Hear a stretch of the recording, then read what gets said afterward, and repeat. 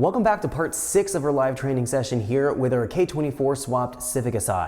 In this training module, we're going to be taking a look at doing our high cam or VTEC tuning. So we're going to look at dialing fuel, spark, variable cam control, making sure that everything's going to look good within our not control parameters, as well as then finalizing our VTEC engagement point. We have a lot of things to cover. Let's jump in so we can check this out.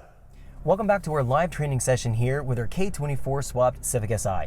This training module, we're going to be taking a look at how to dial our VTEC or high cam operation. So we need to sort out our fuel, our spark timing, and our variable cam control on our high cam.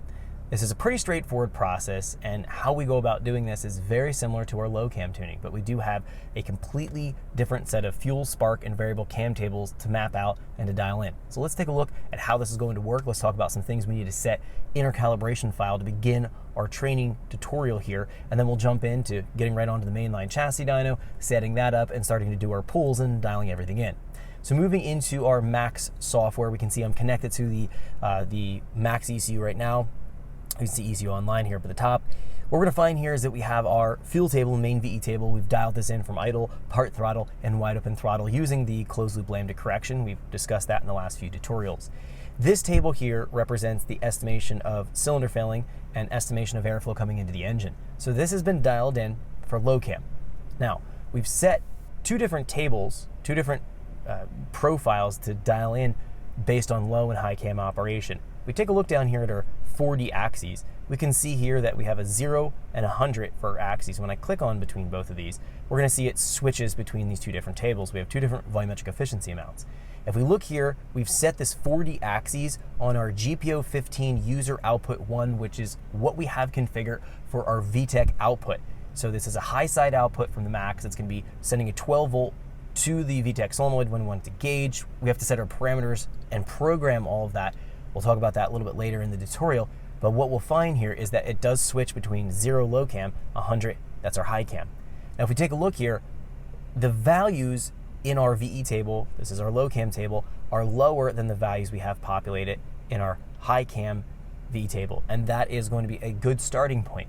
We should have higher values because we're moving more airflow through the engine because we have a higher lift and duration profile on that VTEC lobe on the camshaft that we're working with here. This is OEM cam.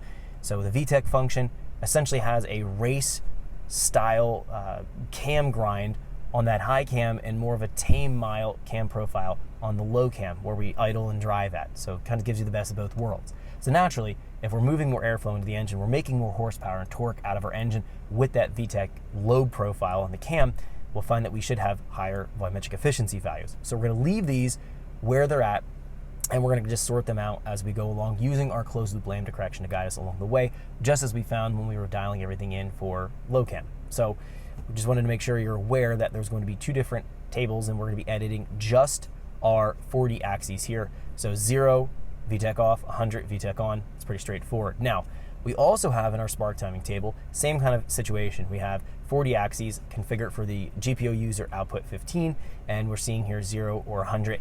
Now, what we need to do is copy our low cam here. So we'll just copy this, and we'll jump into our 100, which is our VTEC, and we're going to paste it. We're going to make these two tables the exact same, and we want to make them the same simply because if you can run whatever spark time we mapped out on low cam, you can run that on high cam. You might be able to run a couple degrees more, but you can use that as your starting point for high cam. So it's going to be pretty accurate just to kind of get things going, and we'll find that we can utilize what we've already mapped out and spent the time calibrating from low cam to high cam. So it's going to be a good starting point right there. Let's jump in here and take a look at the lambda table. We don't have any different lambda targets whether we're on low or high cam. We run the same lambda target. Right now we're targeting 86 lambda. This is a conservative lambda target. We could go to something like 88 lambda or 90 lambda and experiment if there's any further power gains by running a little bit leaner mixture. But for right now, we can keep this where it's at. We can always change this at a later point in time without having to touch up and remap our VE tables, because this is going to be the airflow portion of it. This is within the airflow and fuel modeling. So we have fuel mass is equal to air mass divided by target air fuel. The lambda plays the role of the target air fuel. So we take the lambda multiplied by the stoichiometric ratio of the fuel that we're running, and that gives us the target air fuel. So this is the air mass, this is the target air fuel.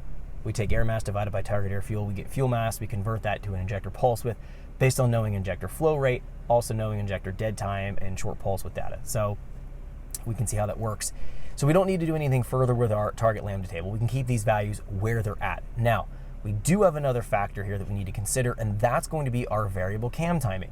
Now we've set up our variable cam timing table. On low cam, we can see what this looks like here, but we have a Thanks for checking out our teaser clip. If you want to see the rest of this video and more than 500 hours of current EFI training we have to offer, make sure you click right here. If you want to go and check out more teaser clips from this training course, click here, and you don't want to miss any of the videos we're going to be releasing on this channel, so make sure you subscribe and click here.